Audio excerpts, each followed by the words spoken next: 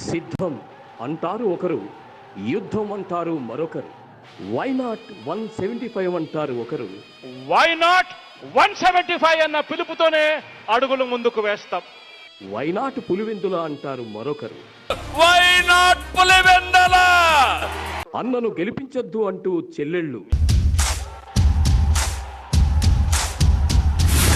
సొంతం సొంతం నీకా నాకా హేండి. జగన్ గుర్తు పెట్టుకో, పవన్ కళ్యాణ్ వంక కూడా చూడలేరని చెప్పండి. ఇదే చెల్లెలు కదా 3200 కిలోమీటర్ల పాదయాత్రలు చేసి ఆ పార్టీని నడిపించిన దాన్ని నేను కదా అని అడుగుతున్నా. ఈ సిద్ధం యుద్ధం పోరులో ఓటర్లు ఏమంటారో చూద్దాం. గత 30 సంవత్సరాలుగా విజయనగరం, విశాఖపట్నం జిల్లాల వ్యాప్తంగా వార్తా ప్రసారాలు అందజేస్తూ ప్రతి ఎన్నికలలోనూ రాజకీయ విశ్లేషణతో కూడిన విషయాలను ఎప్పటికప్పుడు మీకు నిష్పక్షపాతంగా అందిస్తోంది వాజీ ఛానల్.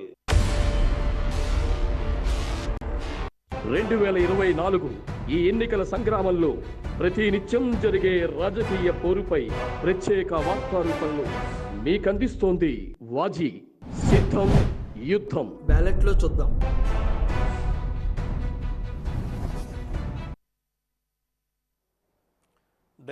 Daily political update.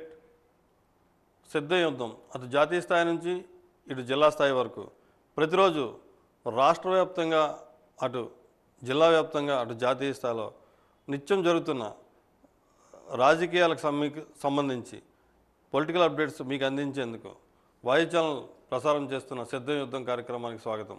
ఈరోజు ప్రధానంగా చూసుకుంటే జిల్లాలో జిల్లా కలెక్టర్, అదేవిధంగా ఎన్నికల అధికారి నాగలక్ష్మి ఈరోజు ఆర్ఐలు, బిఎల్ఓలతోటి సమీక్షా సమావేశం నిర్వహించారు. ఈ సందర్భంగా వీడియో కాన్ఫరెన్స్ ద్వారా ఆవిడ ప్రధానంగా చెప్పిన తనిఖీలో 50,000 కంటే ఎక్కువ నగదు లభిస్తే వెంటనే సీజ్ చేయాలని ఆవిడ ఆదేశాలు జారీ చేశారు. అయితే ఈ సీజ్ చేసిన వెంటనే నగదుకు సంబంధించి ఆయా యజమానులకి రసీదులు ఇవ్వాలని చెప్పేసి కూడా ఆవిడ స్పష్టం చేసిన సంగతి మనం చూస్తున్నాం. అలాగే ఆర్ఐఓలు, ఏఆర్ఓలు, ఫ్లయింగ్ స్క్వాడ్స్ వీళ్ళందరూ కూడా ఖచ్చితంగా ఎన్నికల సమయంలో నిష్పక్షపాతంగా పనిచేయాలని చెప్పి, అదేవిధంగా ఎటువంటి రసీదులు లేకుండా నగదు రవాణా జరుగుతున్న ఎటువంటి చెక్ పోస్ట్లో ఉన్న ప్రతిదీ తక్షణమే కేసులు నమోదు చేయాలని, నగదు సీజ్ చేసిన తర్వాత ఆ వివరాలు సంబంధిత ఎన్నికల అధికారులకి అందించాలని చెప్పి ఈరోజు ఆవిడ సమీక్ష సమావేశంలో స్పష్టంగా చెప్పారు. ఎందుకంటే ఎన్నికల నేపథ్యంలో నగదు బదిలీ, మద్యం బదిలీ ఇటువంటివి తరచూ జరుగుతున్నవి. ఇప్పటికే జరుగుతున్న దాదాపు రాష్ట్ర వ్యాప్తంగా ఇప్పటికే 100 కోట్ల మార్కు దాటిపోయిన నేపథ్యంలో జిల్లాలో కూడా ఖచ్చితంగా ఎన్నికల సమయంలో ఈ చెక్ పోస్టులు పటిష్టంగా పనిచేయాలని, ఎటువంటి అవినీతి అక్రమాలకి తావివ్వకూడదని చెప్పేసి అధికారులు చెప్పిన నేపథ్యం.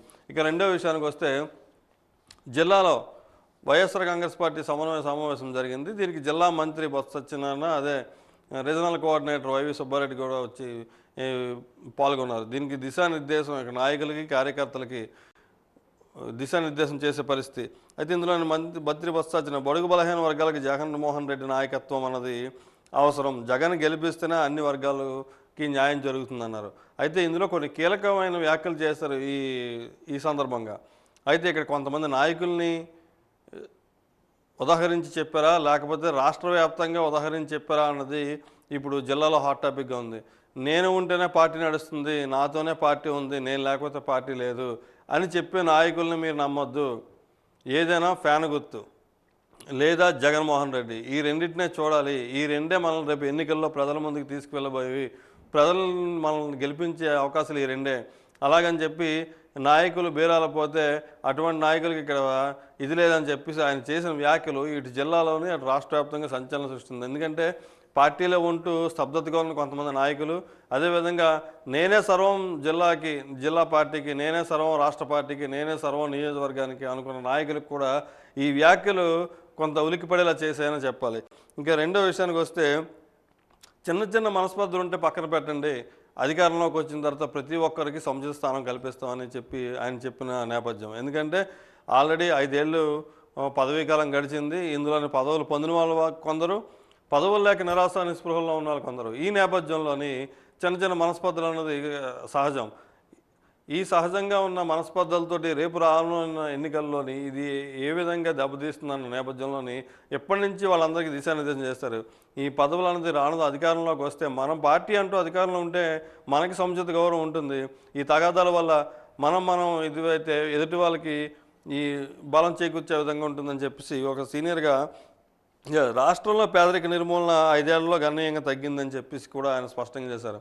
ఈ రాష్ట్రం ఆంధ్రప్రదేశ్ రాష్ట్రంలోని వైఎస్ఆర్ కాంగ్రెస్ పార్టీ అధికారంలోకి వచ్చిన తర్వాత ఈ 5 ఏళ్లలో పేదరికం అనేది గణనీయంగా తగ్గిందని చెప్పి జిల్లాకు చెందిన మంత్రి బొత్స సత్యనారాయణ ఈరోజు స్పష్టం చేశారు.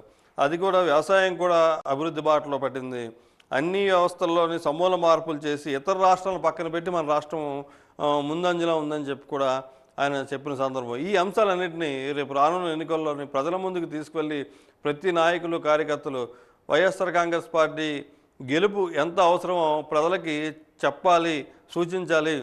ఇది వైఎస్ఆర్ కాంగ్రెస్ పార్టీ చేసిన ఘనత, ఇది వైఎస్ఆర్ కాంగ్రెస్ పార్టీ ఉంటే మీకు జరిగే లబ్ధి, ఇది వైఎస్ఆర్ కాంగ్రెస్ పార్టీ ఉంటే మీ ఇంటికి వచ్చే సంక్షేమం అని చెప్పి నాయకులు కార్యకర్తలు ప్రతి ఒక్కరు ఇంటింటికి వెళ్ళి చెప్పి అని చెప్పి. అదేవిధంగా చంద్రబాబు హయాంలో కూడా కూటమి దోపిడీలు దౌర్జన్యాలు అని చెప్పుకున్నట్టు ప్రతిపక్షాల మీద కూడా కూటమి మీద కూడా ఆయన విమర్శలు గుప్పించిన నేపథ్యం. ఆయనలాగా పేజీలు మేనిఫెస్టోలు జగన్ ఇవ్వలేరు, కానీ ఇచ్చిన మేనిఫెస్టోలు 100కి 100% అమలు చేసే స్తోమత, అమలు చేసే సామర్థ్యం ఉన్న ఏకైక వ్యక్తి జగన్మోహన్ రెడ్డి అని చెప్పారు. ఇటు పవన్ కళ్యాణ్కి ఒక దిశానిర్దేశం లేదు, పవన్ కళ్యాణ్ ఈ కూటమికి అసలు దిశానిర్దేశం లేదు, ఒక జెండా లేదు, 3 జెండాలు కలిపి ఈ వ్యక్తి మీదకి వస్తున్నాయి. ఇటువంటి నేపథ్యంలో ప్రజలే స్టార్ క్యాంపెయినర్లుగా ఓటర్ల దగ్గరికి వెళ్ళి వీళ్ళకి ప్రభుత్వంలో జరిగిన సంక్షేమ అభివృద్ధి కార్యక్రమాలను వివరించాలని చెప్పి ఆయన పిలుపునిచ్చారు. అయితే ఇక్కడ వైవి సుబ్బారెడ్డి హాజరయ్యారు. అయితే ఉత్తరాంధ్ర రీజనల్ కోఆర్డినేటర్గా వైవి సుబ్బారెడ్డి హాజరైన నేపథ్యంలోని రాష్ట్రంలో 170 నియోజకవర్గాలు 25 ఎంపీ స్థానాలు ఖచ్చితంగా గెలవాలి, ఇది జగన్ మాటగా ఆయన వైనాట్ 175 అని జగన్ చెప్పిన ఒక నినాదాన్ని ఈరోజు ఈ సమావేశంలో ఆయన చెప్పినట్టు అనుకోవచ్చు మనం. ఎందుకంటే 170 నియోజకవర్గాలు 25 ఎంపీలు ఖచ్చితంగా గెలిచేలాగా ప్రతి ఒక్కరు కృషి చేయాలని చెప్పి ఆయన పిలుపునిచ్చారు. అదే రానున్న 10 రోజుల్లో విజయనగరం, శ్రీకాకుళం జిల్లాల్లో సిద్ధం సభల్లో ముఖ్యమంత్రి పాల్గొంటారని చెప్పి ఈరోజు ఆయన ప్రకటించిన నేపథ్యం. అంటే ఈ రానున్న ఈ 10 రోజుల్లో విజయనగరం, శ్రీకాకుళం జిల్లాలో ఈ ఉత్తరాంధ్రలోని జగన్ పర్యటన ఉంటుంది. ఈ నేపథ్యంలో మీ అందరూ ఏకమై జగన్కి మళ్ళీ మద్దతు తెలపాలి. ఇప్పుడు ఎటువంటి మనస్పర్ధలు ఉన్న రానున్న 30 రోజులు ప్రతి ఇంటికి వెళ్ళి ప్రభుత్వం ఏం చేసిందో డోర్ టు డోర్ ఏం చేసింది, ప్రభుత్వం మీకు ఒక అమ్మఒడి, ఒక ఆసరా, ఇలాగ సంక్షేమ పథకాలు ప్రభుత్వం నుంచి ఏంటంటే అంటున్నాయో అందరికీ లబ్ధిదారులు లిస్ట్ తీసుకుని ప్రభుత్వానికి మీరు ఎందుకు ఓటేయాలి, ప్రభుత్వం వస్తే మీకు ఏం చేస్తుంది, ఈ ప్రభుత్వం పోతే మీరు ఏం కోల్పోతారని ప్రజల్లోకి చెప్పాలని చెప్పి కార్యకర్తలకి, నాయకులకి, దిగుస్థాయి శ్రేణులకి కూడా ఆయన పిలుపునిచ్చిన నేపథ్యం. మనం ప్రభుత్వమే చేస్తున్న విమర్శలను ఖచ్చితంగా తిప్పుకోటాలని చెప్పి ఈరోజు పిలుపునిచ్చారు. ఎందుకంటే ఈ కూటమి మాటలు నమ్మొద్దు. కూటమి నిన్న జగన్మోహన్ రెడ్డి చెప్పినట్టు వెలుగుల్లో ఉన్న రాష్ట్రాన్ని చీకటిలోకి తీసుకెళ్లేందుకే కూటమి కుట్రలు పడుతుందని చెప్పిన నేపథ్యంలోని ఈ కూటమి మాటలు నమ్మకండి. ఆల్రెడీ సంక్షేమం అభివృద్ధి జరుపుతూ రాష్ట్రాన్ని ప్రతి పేదవాడి గుమ్మంలోకే సంక్షేమం అందిస్తున్న ఈ ప్రభుత్వాన్ని కాలదనుకోకండి, ప్రతి ఒక్కరు ఎందుకు ఓటేయాలని చెప్పి సచివాలయాల వారీగా బాధ్యత తీసుకోవాలని చెప్పి అదేవిధంగా పోస్టల్ బ్యాలెట్లు ఓట్లు చాలా కీలకం కాబట్టి దాని మీద దృష్టి పెట్టాలని, యువత ఓట్లు కీలక కాబట్టి వారితో కూడా సమావేశాలు నిర్వహించి వారికి కూడా వైఎస్ జగన్మోహన్ రెడ్డి హయాంలో ఎంతో ఉపాధి జరిగింది, వాలంటీర్లు కానీ, పంచాయతీ కార్యదర్శులు కానీ, సచివాలయాలు కానీ, వీటి వల్ల ఎంతమందికి లబ్ధిదారులు ఉన్నారు, ఎంతమందికి ఉద్యోగాలు వచ్చాయి అది కూడా వివరించమని చెప్పారు. అయితే మీడియాలో వస్తున్న కథనాలను తిప్పుకోవటాలని, మీడియాలో వస్తున్న కథనాలను కూడా ప్రజలు నమ్మే పరిస్థితులు లేరని చెప్పి ఈరోజు ఈ పార్టీ నాయకులకి, కేడర్కి చెప్పిన పరిస్థితి.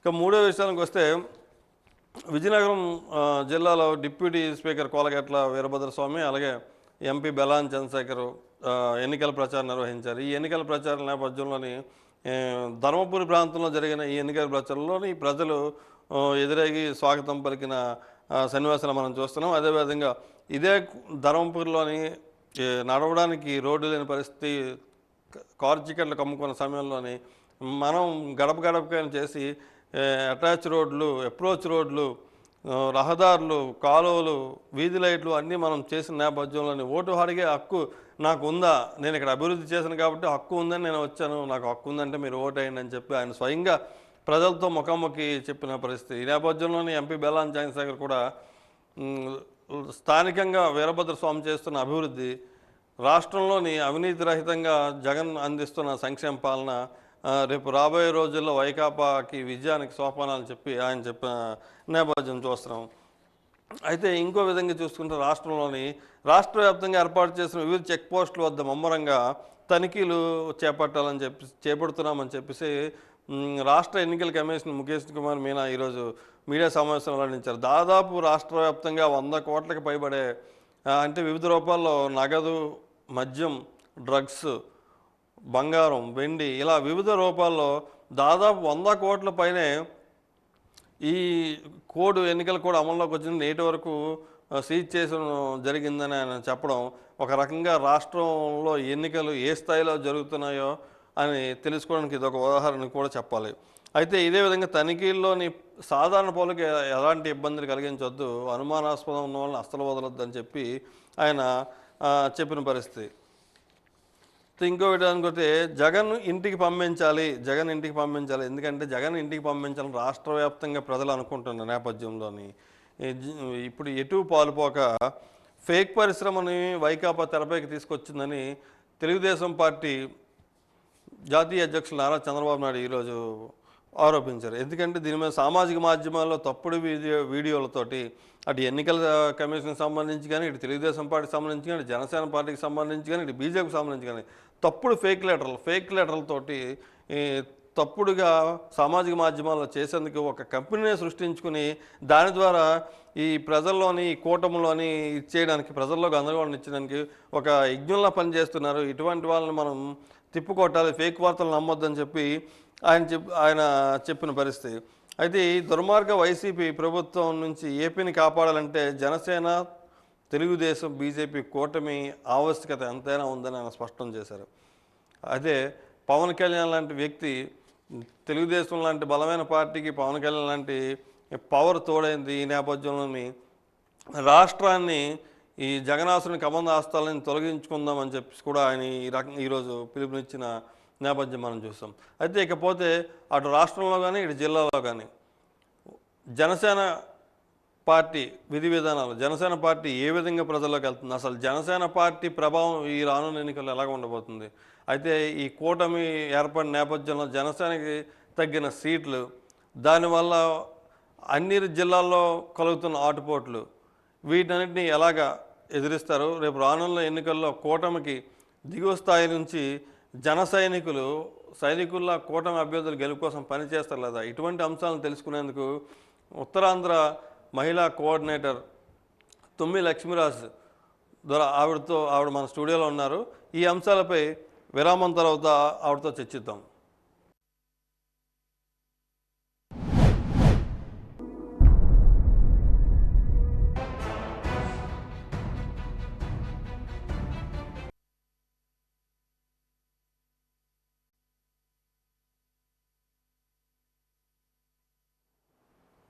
సిద్ధం యుద్ధం కార్యక్రమానికి పునఃస్వాగతం.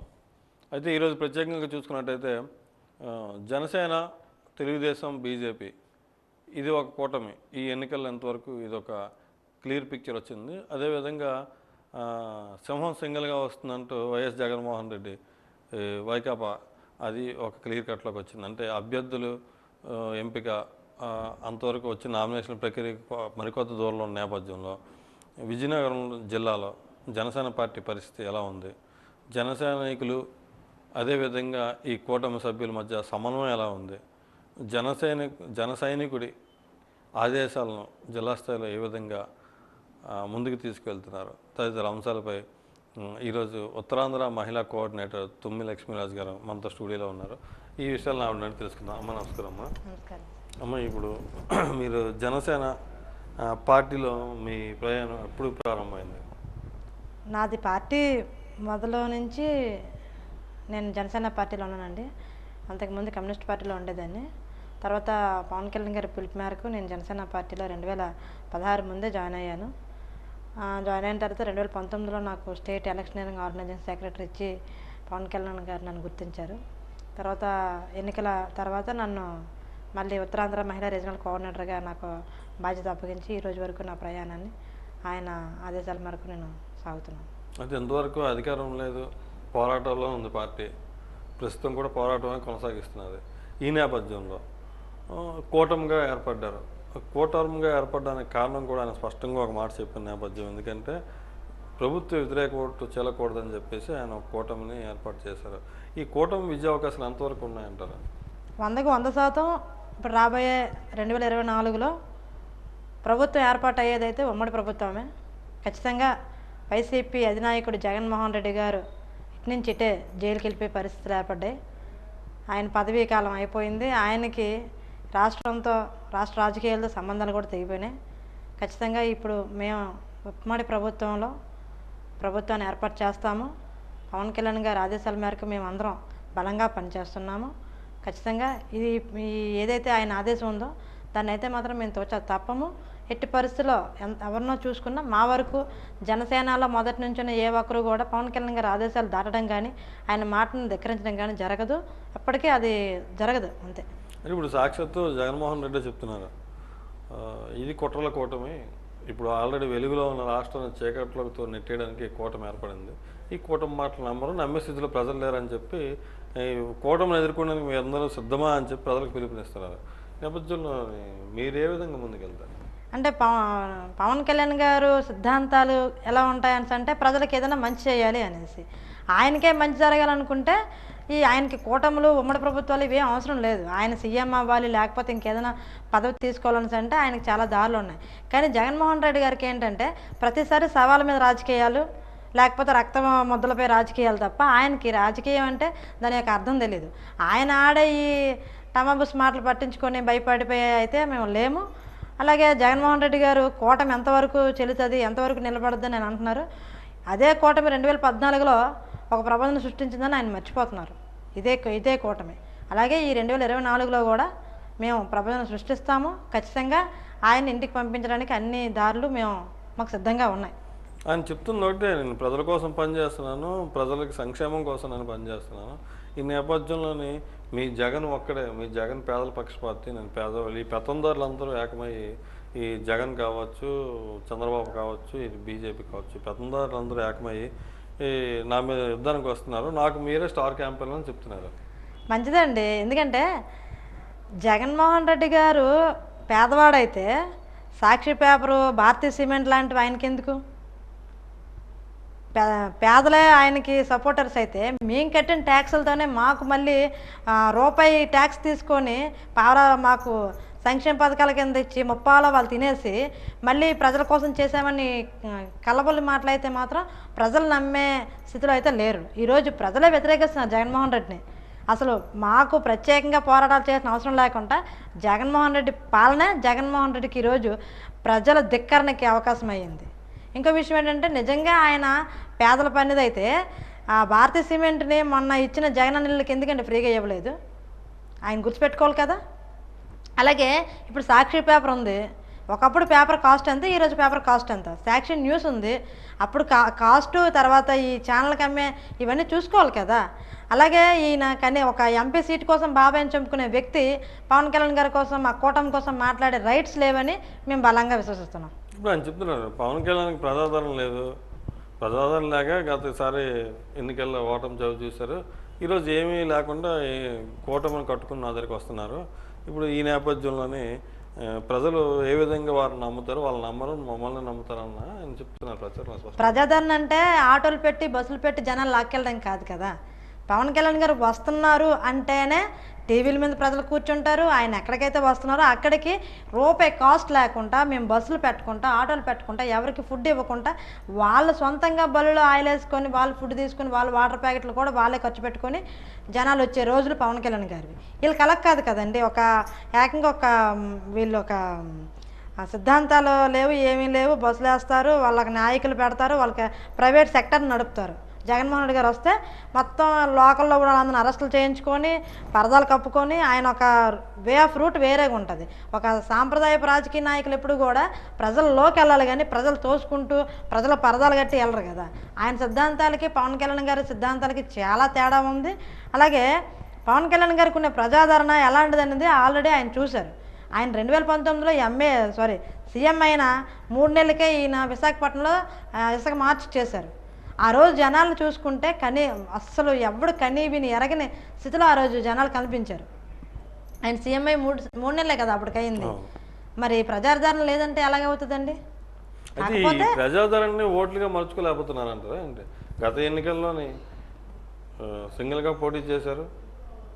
ఈ ప్రజాదరణ అంటూ ఉన్నది, క్రౌడ్ పూలింగ్ ఉంది, పవన్ కళ్యాణ్ అంటూ ఒక స్టార్డమ్ ఉంది, చూడడానికి ప్రజలు వస్తారు, చిన్నపిల్లల నుంచి ముసలి వరకు పవన్ కళ్యాణ్ అంటూ ఒక క్రేజ్ ఉంది. అది ఒక సినిమా పరంగా చూసుకున్నా. అయితే ఆయన పార్టీ పెట్టిన నాటికి ఓటు హక్కు లేని వాళ్ళు ఆ తర్వాత 2 ఎన్నికలు చూశారు. ఈరోజు వాటర్స్ అయ్యారు. మధ్యలో 2 ఎన్నికలు, ఇప్పుడు 2వ ఎన్నిక వస్తుంది. అయితే వీళ్ళందరూ ఎంతవరకు సపోర్ట్ చేస్తారంటారు? ఈ ఎన్నికలు ఏదైనా కలిసి వచ్చే అంశం అంటారు? ఖచ్చితంగా బలంగా కలిసి వచ్చే అవకాశం ఉంది. ఎందుకంటే మీరు అన్నట్టు అప్పుడు చిన్నపిల్లలు బాలలు పిల్లలతో రాజకీయం అన్నారు. ఈరోజు ఆ పిల్లలే పెద్దలయ్యారు, తల్లిదండ్రులు చెప్పుకునే స్థాయిలోకి వచ్చారు. వాళ్ళందరూ కూడా ఈరోజు పార్టీని నడుపుతున్నామని అంటే నాయకుల కంటే ఎక్కువ ఈ కుర్రాళ్ళు, ఈ యువతతోనే ఎక్కువ పార్టీ నడుస్తుంది. ఈరోజు మహిళలు కూడా స్వచ్ఛందంగా జనసేన పార్టీలో పనిచేస్తున్నారు. ఒక వీర మహిళ విభాగం ట్యాగ్ పెట్టుకుని వాళ్ళు స్వచ్ఛందంగా పనిచేస్తున్నారు. మిగతా పార్టీల్లో ఈ పార్టీ చూసుకుంటే ఇక్కడ కేవలం మంచి కోసం పనిచేస్తారు, మంచిగా పనిచేస్తారు. ఎవరి కోసమో లేకపోతే డబ్బుల కోసమో లోపపడి లేకపోతే మందు కోసమో ఇంకేం ఉండదన్నమాట. అలాంటప్పుడు పవన్ కళ్యాణ్ గారికి ప్రజాదరణ లేదని, యువత లేరని, నడిపించే నాయకుడు లేడని, ఇవన్నీ కూడా వాళ్ళు భయంతో చెప్పే మాటలు. ఆ మాటలు అసలు ఎవరు పరిగణన తీసిన అవసరం లేదు. ఖచ్చితంగా మాకు ఉండాల్సినంత ఓట్ బ్యాంక్ ఉంది. అలాగే మేము లోకల్ ఎలక్షన్ చూసుకుంటే 2019 ఎలక్షన్ అయిన తర్వాత, లోకల్ ఎలక్షన్ చేసిన తర్వాత కూడా మాకు ప్రజాదరణ పెరిగిందని మాకు అర్థమైంది. కాకపోతే ఓటుకి నోట్ అనేది అలవాటు అయిపోయింది ప్రజల్లోన. అది మేము తప్పించాలనుకుంటున్నాం కనుక ఇంకా ఈ ఓట్ బ్యాంక్ శాతం అనేది పెంచడంలోనే కొంచెం ఇదయింది. కానీ ఈ 2024లో ఇదంతా కూడా క్లియర్గా ఉంది. ఖచ్చితంగా మా ఓట్ బ్యాంక్ పెరిగింది. మా ఆదరణ ఎలాగుందో మీరు 2024 ఈ ఎలక్షన్ కౌంటింగ్లో చూస్తారు. ఇప్పుడు ఉత్తరాంధ్ర మహిళా కోఆర్డినేటర్గా ఉత్తరాంధ్రలో పార్టీ పరిస్థితి ఎలా ఉంది? మహిళలు ఎంతవరకు పార్టీ అనగా, ఎందుకంటే సంక్షేమం, అమ్మఒడి, చేయూత, ఇలా ఆసరా, ఇలా రకరకాల పథకాలతో అటు ప్రభుత్వం మహిళలను ఆకర్షించిన నేపథ్యంలోని ఈ ఉత్తరాంధ్రలో మీరు కోఆర్డినేటర్ ఉన్న నేపథ్యంలో మన పవన్ కళ్యాణ్కి ఎంతవరకు ఈ కూటమికి, ఓవరాల్ కూటమికి పవన్ కళ్యాణ్ గారికి మహిళల ఆదరణ ఏ మేరకు ఉంటుందంటారు? చాలా బలంగా ఉందండి.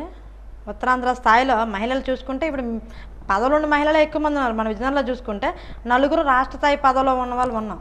పవన్ కళ్యాణ్ గారు మహిళలకు అంత మంచి ఆలోచన, మంచి భరోసా ఇస్తున్నారు. అలాగే మిగతా పార్టీలకి, జనసేన పార్టీకి చూసుకుంటే మిగతా పార్టీలో భార్య ప్రెసిడెంటో ఎంపీటీసీ అయితే ఆ సీట్లో కూర్చునేది భర్త, భార్య ఎమ్మెల్యే ఎంపీఓ అయితే ఆ నియోజకవర్గాన్ని పార్లమెంట్ సెక్టర్ నడిపేది భర్త.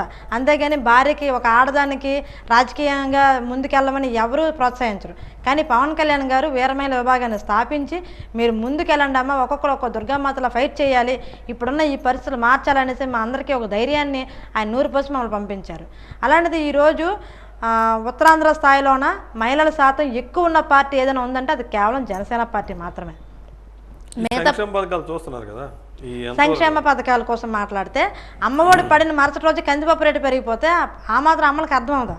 ఇంకో విషయం ఏంటంటే ఫస్ట్ అమ్మఒడి చెప్పిన కాస్ట్ ఏం 15,000, మొన్న పడింది కాస్ట్ ఏం 12,000. సంవత్సరానికి 1000 రూపాయలు తగ్గించుకొని వచ్చారు. ప్రతి అమ్మ ఈరోజు అర్థం చేసుకుంటుంది.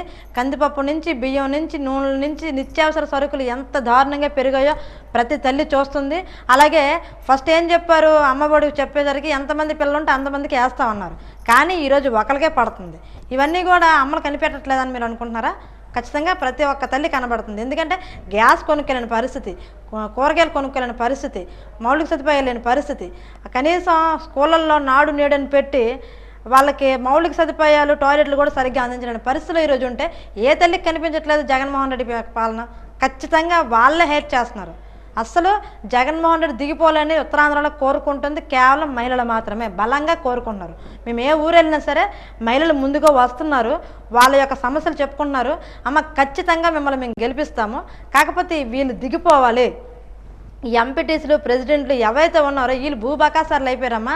మాకేమైనా పథకాల పేరుని చెప్తున్నారు తప్ప అవేవి అమలు చేయట్లేదు. మాకేమైనా హౌస్ లోన్లు గట్ట వస్తే వాళ్ళ తాలూకాలకు ఇచ్చుకున్నారు తప్ప మాకేమీ ఇవ్వట్లేదు అనేసి ఈరోజు మహిళలందరూ కూడా వ్యతిరేకిస్తున్నారు. ఆ వ్యతిరేకతను ఏమంటే పవన్ కళ్యాణ్ గారు వస్తే ఖచ్చితంగా న్యాయం జరుగుతుంది, పవన్ కళ్యాణ్ గారు చంద్రబాబు నాయుడు గారు కలిశారు కనుక ఈసారి ఖచ్చితంగా రాష్ట్ర భవిష్యత్తు మారుతుంది, మా పిల్లల భవిష్యత్తు మారుతుందని ఉత్తరాంధ్రలో ఉన్న ప్రతి మహిళ కోరుకుంటుంది. ఇప్పుడు ప్రధానంగా పవన్ కళ్యాణ్ గారు చేసిన మీ పోరాటంలో ప్రధానంగా ఆయన మొదటగా ప్రయత్నించింది మీకు తెలుసు జగనన్న కాలనీలు. ఈ జగనన్న కాలనీలు అంటూ వేల ఎకరాలు చేశారు, ఇంతవరకు రాలేదని చెప్పేసి కొంత పోరాటాలు కూడా మీ పార్టీ తరఫున కూడా చేశారు. అది ఎంతవరకు వచ్చిందంటారు? అది అంటే లబ్ధిదారులు అయితే హ్యాపీగా ఉన్నారా? లబ్ధిదారులు అస్సలు హ్యాపీగా లేరు. ఎందుకంటే మన విజయనగరంలోనే చూసుకుంటే అక్కడ మన గుంకలం ఇచ్చారు. అక్కడ పాపం ఇల్లు కట్టుకోవడానికి వాళ్ళకి ఎటువంటి సదుపాయాలు లేవు, గాల్లోనేమో పునాదులు వేసిన పరిస్థితి. అలాగే ఉత్తరాంధ్ర రాష్ట్రం మొత్తం ఉంది. ఫస్ట్ ఆయన ఇసుక మార్చి తర్వాత మొదలుపెట్టిన జగన్ ఇల్లే. ప్రభుత్వం 5 సంవత్సరాలు అయింది. 5 సంవత్సరాలు ఎక్కడ పూర్తి స్థాయిలో కాలనీలు రెడీ అయ్యి చెప్పండి?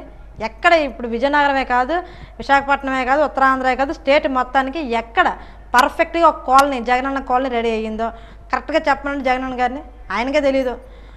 దాని ద్వారా వాళ్ళు భూదందా చేసుకున్నారు. గవర్నమెంట్ దగ్గర ల్యాండ్ని అఫీషియల్గా కొనేసుకున్నారు వాళ్ళ నాయకులు. అది మాత్రం జగనన్న గారి పాలనలో జరిగిన ఆ నాయకులకి మంచి తప్ప ప్రజలకైతే ఎటువంటి మంచి జరగలే. అలాగే ఒక మనిషి నివసించడానికి కూడా పనికిరాని స్థలాన్ని ఇచ్చారు. వాళ్ళ యొక్క కార్యకర్తలకు నాయకులకి మాత్రమే అవి కూడా ఇచ్చుకున్నారు. ప్రజలకైతే ఎక్కడ సంక్షేమ పథకాలు అనేవి పూర్తి స్థాయిలో అందలేదు. జగనన్న కాలనీ అయితే ఈ పార్టీకి కూడా అసలు అవ్వనే లేదు. ఒక ఇల్లు కట్టాలంటే కరెక్ట్గా చూసుకుంటే 1.5 years చాలు. అలాంటిది 5 years నుంచి ఏం చేస్తుండ్రు జగనన్న గారు? కూర్చొని పబ్జీ గేమ్ ఆడుకోవడం తప్ప. అదేవిధంగా అమ్మ మనం చూసుకుంటే టిడ్కో ఇల్లు తెలుగుదేశం పార్టీ హయాంలో ఇచ్చిన టిడ్కో ఇల్లు ఇచ్చామని ఆ ప్రభుత్వం చెప్తుంది. 80% కంప్లీట్ చేసి జస్ట్ మౌలిక సదుపాయాలు కల్పించిస్తే బాగుంటుంది. అది ఒక కక్షపూరితంగానే ఆ పార్టీ చేసిందని ఆపారు అని చెప్పి తెలుగుదేశం పార్టీ ఆరోపిస్తున్న నేపథ్యంలో ఎంతవరకు ఆ లబ్ధిదారులకి గాల్లో ఉంచారు తప్ప అప్పుడు లాస్ట్ మినిట్లో తాళాలు ఇచ్చినట్టుంది. అది ఎంతవరకు లబ్ధిదారులకి వెళ్ళిందా ఏంటి ఆ టిడ్కో ఇల్లు విషయం? లబ్ధిదారులకు వెళ్ళలేదండి. అసలు టిడ్కో ఇల్లు, హుదూదు నుంచి నష్టపోయిన ఇల్లు ఇవన్నీ కూడా మన విజయనగరంలో ఎక్కువ శాతం కనిపిస్తాయి. అవి సారిపిల్లి దగ్గర మన మత్స్యకార విభాగంలో మత్స్యకార ప్లేస్లో కూడా ఈ హుదూదు ద్వారా కట్టిన ఇల్లు కానీ లేకపోతే ఈ టిడ్కో ఇల్లు కానీ పూర్తి స్థాయిలో నిర్మించేసి రేప మాప దిగడానికి సిద్ధంగా ఉన్న ఇళ్ళని గవర్నమెంట్ దిగిపోయింది, అలా వదిలేశారు. 80% కాదు 100% అవి రెడీ అయిపోయాయి. మహా అయితే వాటర్, కరెంట్ లాంటివి ఇంకా మలుగు సదుపాయాలు ఉన్నాయి కానీ మిగతాన్ని అయిపోయినాయి. తర్వాత అవి పూర్తి చేసేసి ఇవ్వచ్చు కదా. పెయింట్లు వేశారు తప్ప 10 సార్లు పెయింట్లు రాజకీయం చేశారు తప్ప వీళ్ళు ఎక్కడ కూడా పాపం ప్రజలు మన వాళ్ళని ఆలోచించలే. వీళ్ళు మా కార్యకర్తలా కాదా, వైసీపీకి ఓటేశారా లేదా ఇదే చూశారు తప్ప పాపం వాళ్ళు అర్హులా కాదా, వాళ్ళకి ఈ పథకాన్ని ఇవ్వచ్చా లేదా, వాళ్ళకి నిజంగా ఇల్లు ఉన్నాయా లేవా, నిరాశ్రయాలు అయ్యారా లేదా అని ఎక్కడా కూడా ఈ వైసీపీ నాయకులు ఆలోచించలేదు. వాళ్ళు కేవలం పబ్బం గడుపుకోవడానికి మాత్రం చేశారు. అయితే ఇప్పుడు ప్రధానంగా మనం చూసుకుంటే రాష్ట్ర రాజకీయాలకు వెళ్దాం. మన పవన్ కళ్యాణ్ గారు ఒకటే నినాదంతో ముందుకు వస్తున్నారు. ఆయన నినాదం ఏంటి? రాష్ట్రాన్ని కాపాడాలంటే జగన్మోహన్ రెడ్డి రాష్ట్రం నుంచి తెరమేయాలి, దింపాలి. దీనికోసం కాస్త వెనకడుగు వేసినా తగ్గినా పర్వాలేదు కానీ బలంగా వెళ్ళాలి. జగన్ కూడా ఆయన స్ట్రైట్ హెచ్చరిక చేసిన నేపథ్యంలో మీరు చూసారు. జగన్ గుర్తుపెట్టుకో, పవన్ కళ్యాణ్ పేరు నీకు వినబడుతుంది. ఆ చెప్పిన నేపథ్యంలోని ఇన్నాళ్ళు అధికారం లేకపోయినా పార్టీని సంస్థాగతంగా నడిపించుకుంటూ వస్తూ అటు కేంద్రంలోని బీజేపీని ఇటు ప్రతిపక్షం తెలుగుదేశాన్ని ఒక కూటమిగా ఏర్పరచడంలో కీలక భూమిక పోషించిన ఆయన మాట 2 పార్టీల వల్ల విన్నారు, కూటమైంది. కానీ అయితే సొంత పార్టీ వల్ల వెనుక రాష్ట్రంలోని అది ఎంతవరకు ఈ కూటమికి జన సైనికులు కలిసి వస్తున్నారు? ఇప్పుడు నాయకుడు అంటే అభిమానం అనేది అవకాశం కోసం, అవసరం కోసం ఉండకూడదండి, బాధ్యతగా ఉండాలి. నాయకుడి మాట మా మాట, నాయకుడు ఏం చెప్తే అది చేస్తాం అనుకునేవాడు ఆయన తాలూకు వాడు అవుతాడు తప్ప మాకు ఈరోజు ఎమ్మెల్యే కావాలి, ఎంపీ కావాలి, ఇంకో పదవి కావాలనుకుంటే ఈ పార్టీ ఏంటి ఏ పార్టీనే ఇస్తుంది. ఇప్పుడు కమ్యూనిస్ట్ పార్టీలో కూడా చాలా చోట్ల ఖాళీ ఉన్నాయి, అక్కడ కూడా పోటీ చేసుకోవచ్చు. కాకపోతే నాకు వ్యూహాన్ని వదిలేయండి, నేను ఎవ్వరి పళ్ళకి మీతో మోయించను, మీకు మంచి స్థానాన్ని నేను కల్పిస్తాను, కాకపోతే వ్యూహాన్ని నాకు వదిలేయండి అని ఆయన పదే చెప్తూ ఉన్నారు. కానీ కొంతమంది ఏంటంటే ఈసారి మేము ఎమ్మెల్యే అయిపోవాలి, ఖచ్చితంగా టీడీపీ, జనసేన, బీజేపీ కూటమిలో మనం ఎంత ఖర్చు పెట్టినా ఖర్చు పెట్టకపోయినా మనం ఎమ్మెల్యేలు అయిపోతాము, కేవలం పదవి కోసం మాత్రం ఆలోచించారు తప్ప రాష్ట్ర భవిష్యత్తు కోసం అయితే మాత్రం ఎవరు ఆలోచించలేదు. దానికి ఉదాహరణ ఏంటంటే ఆల్రెడీ వైసీపీలో పూర్తిగా 175 నియోజకవర్గాల్లో కూడా అక్కడ ఎమ్మెల్యేలు ఉన్నారు, ఇన్ఛార్జీలు ఉన్నారు, నాయకులు ఉన్నారు, కమిషన్ చైర్మన్లు ఉన్నారు. ఈ నుండి కూడా మళ్ళీ వీళ్ళు వెళ్ళి అక్కడ చేరితే వీళ్ళకి ప్రత్యేకంగా ఎమ్మెల్యేలు ఇచ్చేస్తారా? ఏదో చిన్న చిన్న ఆశలు పెట్టడం తప్ప. ఇప్పుడు ఆల్రెడీ పోతిన మహేష్ జనసేన వీరాభిమాని వైసీపీలో కూడా టికెట్ ఇచ్చే అవకాశం ఉన్నది అంటున్నారు, వినిపిస్తుంది. ఈరోజు జనసేనలోని నిజాయితీగా పనిచేసిన వాళ్ళకి చోటు లేదని చెప్పి ఆయన విమర్శిస్తున్న నేపథ్యం. నిజాయితీగా పనిచేసిన వాళ్ళకి చోటు లేదనే మాట లేదండి, ఎట్టి పరిస్థితుల్లో లేదు. ఎందుకంటే పోతిన మహేష్ గారికి ఒక స్థానం కల్పించింది, రాజకీయంగా అవకాశం ఇచ్చింది ఖచ్చితంగా జనసేన. లేకపోతే రాష్ట్రం మొత్తం పోతిన మహేష్ ఎవరో తెలుసండి. ఈరోజు మన జిల్లాలో చూసుకుంటే మన అరుణమ్మ గారు టీడీపీలో ఒక స్థానాన్ని ఒక మంత్రిగా చేసి, మాజీ మంత్రి, అలాంటి ఆవిడే పవన్ కళ్యాణ్ గారి మాటను గౌరవించి మా తమ్ముడు ఏం చెప్తే నేను దానికి తలంచుతాననేసి ఆవిడే చక్కగా పార్టీ కోసం పనిచేస్తున్నారు, టీడీపీ అభ్యర్థిని గెలిపించడానికి పనిచేస్తున్నారు. అలాగే మన సందీప్ పంచకర్ల గారు ఆయన పనిచేసినట్టు ఉత్తరాంధ్రలో మ్యాక్సిమం ఎవరు చేయలేరని చెప్పొచ్చు. మరి అలాంటి వ్యక్తే ఆగి ఆలోచించినప్పుడు వీళ్ళకి ఏమైంది? అలాగే పాల్వాడి శశిష్ణి గారు జిల్లాలో అందరికీ మొత్తం జిల్లా వ్యాప్తం అందరికీ కూడా ఒక భరోసా ఇచ్చిన వ్యక్తి. అలాంటి వాళ్ళే ఆలోచించినప్పుడు వీళ్ళు ఎందుకండి మాకు పదవులు కావాలి, పవన్ కళ్యాణ్ గారు ఆలోచన బాగాలేదు, ఆయన వేరే పళ్ళకి మోయిస్తున్నారు అనేసి అనవసరంగా పార్టీని బ్యాడ్ చేస్తున్నారు. వెళ్ళిపోవాలనుకున్న వాళ్ళు వెళ్ళిపోవచ్చు, ఎవరిని ఇక్కడ ఆపే ఛాన్స్ లేదు. ఎందుకంటే జనసేన పార్టీ కేవలం ప్రజల పక్షాన పనిచేయడం కోసం వచ్చింది. స్పష్టంగా చెప్పారు కదా, నన్ను నమ్మి నాతో ఉన్న వాళ్ళు ఉండండి, వెళ్ళిపోండి అనేసి ఆయన 1 year బ్యాకే చెప్పారు. ఎందుకంటే రాష్ట్ర పరిస్థితి అస్సలు బాగోలేదు. ఈ జగన్నాథుడు అనే వ్యక్తి అది లేదు ఇది లేదు మొత్తం అంతా దాచుకుంటున్నాడు, వెనకేసుకుంటున్నాడు. ఆయన యొక్క కేసులు కాపాడుకోవడం కోసం, ఆయన్ని జైలుకి వెళ్ళకుండా కాపాడుకోవడం కోసం ఆయన చేయాల్సిన రాజకీయం అంతా చేస్తున్నాడు. సొంత కుటుంబానికే రక్షణ ఇవ్వలేని వ్యక్తి రాష్ట్రానికి ఏం రక్షణ ఇస్తాడనేసి పవన్ కళ్యాణ్ గారు ఆలోచించి ఒక నిర్ణయం తీసుకొని ముందుగా ఆయనే ప్రకటించారు, నేను కూటమిలో వెళ్తాను, వైసీపీ వ్యతిరేక ఓటుని చీల్చను అనేసి. ఆయన టీడీపీని బీజేపీని ఒక తాటిలోకి తీసుకొచ్చారు. అలాంటి వ్యక్తి మాట మనం గౌరవించినప్పుడు మనకి ఆయన ఫాలోవర్స్ అని చెప్పుకునే రైట్స్ ఎక్కడున్నాయి? నిజంగా ఆయన ఫాలోవర్స్ అయితే ఆయనకు వ్యూహాన్ని వదిలేస్తారు. ఆయన మళ్ళీ చాలాసార్లు మాకు రాష్ట్ర సమితిలో కూడా చెప్పిన మాట ఏంటంటే, నేను మిమ్మల్ని ఎక్కడా తక్కువ చేయను, మీకు ఎవరి పల్లకిని ఇవ్వను అనేసి. మరి ఆయన మాట గౌరవం లేనప్పుడు ఉంటాయి అంతా పోతాయి అంతండి. అయితే ఇప్పుడు జిల్లా స్థాయిలో మనం చూసుకుంటే జిల్లాలో మనకు వచ్చిన సీటు నెల్లిమర్ల లోకం మాధవి గారు. తెలుగుదేశం పార్టీలో ఆశావాహాలు ఎక్కువ మంది ఉన్నారు, మనస్పర్ధలు ఇవి వివాదాలు అన్నీ అయిపోయాయి. అయితే జిల్లా వ్యాప్తంగా ఉన్న ఏకైక సీటు అంటే మిగతా అన్నిటికీ కూటమి అన్ని నియోజకవర్గాల్లో మీరు పని చేయాలి, కానీ అక్కడ ఎంతవరకు మీరు సపోర్ట్ ఇస్తున్నారు, అక్కడ విజయ అవకాశాలు ఎలా ఉన్నాయి? ఖచ్చితంగా నెక్స్ట్ నెల్లిమర్ల నియోజకవర్గం లోకం మాధవి గారు గెలుస్తున్నారండి. ఆవిడే అక్కడ శాసనసభ్యురాలుగా ప్రమాణం చేస్తున్నారు. ఎందుకంటే టీడీపీ వాళ్ళు కానీ బీజేపీ వాళ్ళు కానీ మాకు బాగా కలిసి వస్తున్నారు. చెప్పాలంటే జనసేన టీం కంట మాకు ఎక్కువ పనిచేస్తుంది టీడీపీ వాళ్ళే, చాలా బలంగా పనిచేస్తున్నారు. క్యాంపెయినింగ్లు కానీ వాళ్ళు ఇచ్చే వ్యూహాలు కానీ చాలా చక్కగా ఉన్నాయి. నిజంగా టీడీపీ వాళ్ళు కృతజ్ఞతలు చెప్పుకోవాలి. నెల్లిమర్ల నియోజకవర్గంలో జనసేన పార్టీకి ఇంత సపోర్ట్ ఇస్తున్నందుకు ఖచ్చితంగా లోకం మాధవి గారు గెలుస్తారు. ఎందుకంటే ఆవిడ వ్యూహం బాగుంది, ఆవిడ ఆలోచన బాగుంది. అలాగే ఆవిడ ఒక సక్సెస్ఫుల్ ఉమెన్, అలాగే ఒక మంచి వ్యాపారవేత్త. దేశాలు తిరిగి వచ్చి మన దేశంలో ఒక చిన్న విలేజ్ ఎంచుకొని ఆ విలేజ్ని కొంచెం బాగుపెట్టి నెల్లిమర్ల నియోజకవర్గాన్ని అదే స్థాయిలో హైదరాబాద్లో చేయాలని ఒక ఆలోచనతో ఉన్న ఆవిడ కనుక ఆవిడకు ఒక అవకాశం ఇవ్వాలని నెల్లిమర్ల నియోజకవర్గ ప్రజలకు కూడా ఈ సందర్భంగా కోరుకుంటున్నాం. అదేవిధంగా మిగతా 7 నియోజకవర్గాలు చూసుకుని మిగతా 6 నియోజకవర్గాలు ఒకటి హెచ్చర్ల భారతీయ జనతా పార్టీకి ఇచ్చారు, మిగతా తెలుగుదేశం పార్టీకి ఇచ్చారు. ఈ కింది స్థాయిలోని అక్కడ చంద్రబాబు నాయుడు పవన్ కళ్యాణ్ అనుకునే విధంగా కూటమి గెలిపే లక్ష్యంగా జెండాలు చూడకండి, 3 పార్టీల ఎజెండా ఒకటే, ఎజెండా గెలుపు, కూటమి గెలుపు, ఆ స్థాయిలో పనిచేస్తున్నారంటారా? పనిచేస్తున్నారు. కాకపోతే ఫ్రేమ్లోకి జనసేన వాళ్ళు కొన్ని చోట్ల రాకపోవచ్చు. ఎందుకంటే జనసేన వాళ్ళకుండా టీడీపీ వాళ్ళు అక్కడ బాగా బలంగా ఉండడం వల్ల వాళ్ళు అక్కడ పోటీ చేయడం వల్ల సెకండ్ ఫ్రేమ్లో జనసేన వాళ్ళు ఉండి ఫస్ట్ ఫ్రేమ్లో టీడీపీ వాళ్ళు పెట్టి పనిచేస్తున్నారు. ప్రతి చోట కూటమి అయితే బలంగా పనిచేస్తున్నారు. మీరు ఏదైనా కోఆర్డినేటర్ నాకు తెలిసినంత వరకు కొంత విభేదాలు ఉన్నాయి పార్టీలో, చిన్న ప్రతి చోట చిన్న పెద్ద విభేదాలు ఉన్నాయి. ఇప్పుడు విజయనగరం వరకు చూసుకున్న కొన్ని విభేదాలు ఉన్నాయి, 2 వర్గాలు ఉన్నాయి. ప్రతి దాంట్లో 2 వర్గాలు ఉన్నాయి. అయితే అల్టిమేట్గా పవన్ కళ్యాణ్ ఆశయాన్ని సాధించుకోవడం కోసం ఒక్క జనసేన పార్టీ తరఫున అయితే ఆయన గోల్ రీచ్ అవ్వాలంటే ఆయనే ఎంత తగ్గారు కదా. ఈ నియోజకవర్గ స్థాయిలో జిల్లా స్థాయిలో ఆయన ఫాలోవర్స్ తగ్గలేరా? తగ్గకుండా అహంకారానికి అపోహలకి వెళ్ళిపోయి పార్టీని దెబ్బతీసి అదేవిధంగా కూటమి కూడా చేయటే కదా. అలా ఏం లేదు. ఇప్పుడు వ్యక్తికి పడకపోతే వాళ్ళు ఎదురు పడడం అనేసినారు తప్ప కూటమి పనిచేయడం అయితే మానట్లేదు. ఎవరు వేలో వాళ్ళు పనిచేస్తున్నారు, ఎవరి దారిలో వాళ్ళు పనిచేస్తున్నారు, ఎవరు ఫాలోవర్స్ని వాళ్ళు అలర్ట్ చేస్తున్నారు. ఖచ్చితంగా ప్రతి చోట వర్గాలు ఉన్నాయా అంటే ఒక చేతికున్న వేళ్ళే ఒకలాగా ఉండనప్పుడు ఒక పార్టీలో ఉండే అందరి ఆలోచనలు ఒకలాగా ఉండాలని ఏం లేదు కదా. సో చిన్న చిన్న పొరపాట్లు ఉంటే ఉండొచ్చు తప్ప అందరూ ఒకే మాట మీద ఉన్నాం. మిగతా పొలిటికల్ పార్టీలు వేరు, పవన్ కళ్యాణ్ గారు వేరు. పవన్ కళ్యాణ్ దగ్గరికి పదవుల కోసం వెళ్ళరు, అలాగని చెప్పి వీటి కోసం వెళ్ళరు. ఆయన ఓన్లీ ఆయన చూసి ఆయన ఆశయాలను మెచ్చుకుని వెళ్ళిన వాళ్ళు. ఇంకా ఇవన్నీ సెకండ్ థాట్స్ కదా.